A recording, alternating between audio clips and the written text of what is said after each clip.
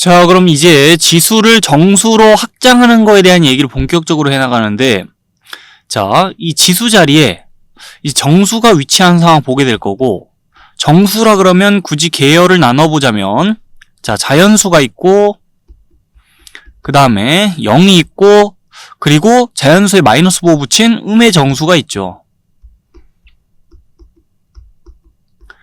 지금까지는 지수 자리에 자연수가 올 때는 계속 봐왔으니까 익숙할 텐데, 자, 이제 지수 자리에 0이나 또 음의 정수가 올 때를 본다는 것이고, 지수가 자연수일 때와 달리 지수가 0이나 음의 정수일 때는 밑이 0이면 그런 수는 존재하지 않습니다. 자, 그런데 이때와 이때, 자, 밑이 실수는 실수인데 그 값이 0이 아니다. 자, 밑자리에 0 아닌 실수가 위치했다. 그 상태에서 0 아닌 실수의 0제곱, 또 0 아닌 실수의 음의 정수 제곱은 자, 실수로서 정의가 되는 수예요. 그러면서 그 값을 어찌 결정해주면 될지, 자, 우리 하나하나 공부를 해나갈 텐데, 0 아닌 실수의 0제곱은 그 값을 1이라 생각해주면 되고요. 0 아닌 실수의 음의 정수 제곱은 역수 형태로 그 값을 결정해주면 됩니다. 요 두 가지 약속이 굉장히 중요한데요. 이 두 가지 약속은, 자, 이 두 가지 정의는 이 지수가 자연수일 때 성립하던 지수 법칙이, 자, 지수가 정수일 때도 그대로 성립할 수 있도록 우리가 이렇게 정의를 내리게 되는 거예요.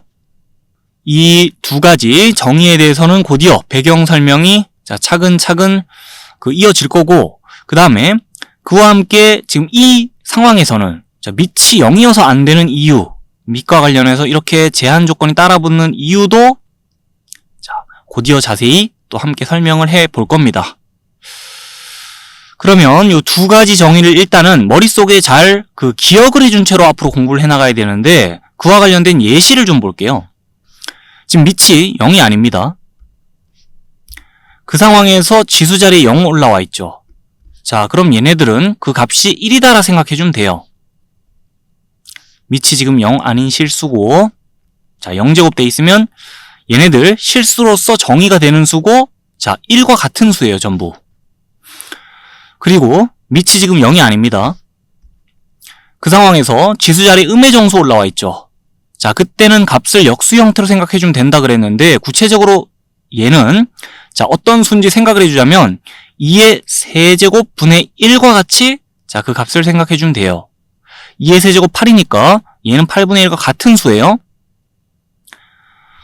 자, 그리고 마이너스 3의 마이너스 2제곱, 자, 이때는 마이너스 3의 제곱 분의 1과 같이 생각을 해주면 되고, 마이너스 3의 제곱은 9니까 자, 얘는 결론적으로 9분의 1과 같은 수입니다.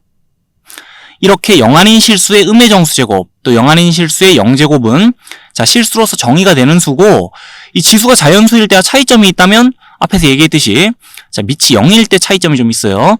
밑이 0일 때 지수가 자연수면 그 값이 정의가 됩니다. 실수로서.